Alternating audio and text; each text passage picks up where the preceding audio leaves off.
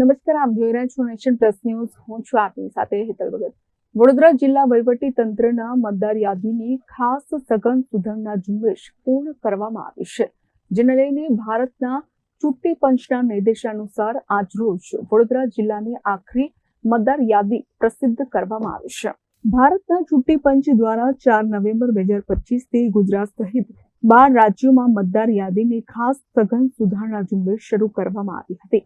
આ ઝુંબેશના વિવિધ તબક્કાઓ બાદ આજે વડોદરા જિલ્લામાં આખરી મતદાર યાદી પ્રસિદ્ધ કરવામાં આવી છે, જે અંતર્ગત વડોદરા જિલ્લામાં કુલ 22,20,095 મતદારો નોંધાયા છે.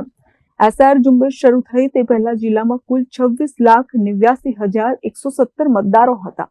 ત્યારબાદ એસઆરની મુસદ્દા મતદાર યાદીમાં 21,85,205 મતદારો દાખલ થયા હતા. અંતે ફોર્મ નંબર 6, 7 અને 8ની કામગીરી બાદ હવે પ્રસિદ્ધ થયેલી આખરી મતદાર યાદીમાં કુલ 22,20,095 મતદારોનો સમાવેશ થયો છે. જિલ્લા વહીવટી તંત્રે આ ઝુંબેશને સફળ બનાવવા બદલ સંકળાયેલા તમામ અધિકારીઓ, કર્મચારીઓ, રાજકીય પક્ષોના પ્રતિનિધિઓ, કોલેજના વિદ્યાર્થીઓ, વોલેન્ટિયર્સ અને મીડિયા તેમજ સાથ સહકાર આપનાર જાહેર જનતાનો હાર્દિક આભાર વ્યક્ત કર્યો હતો.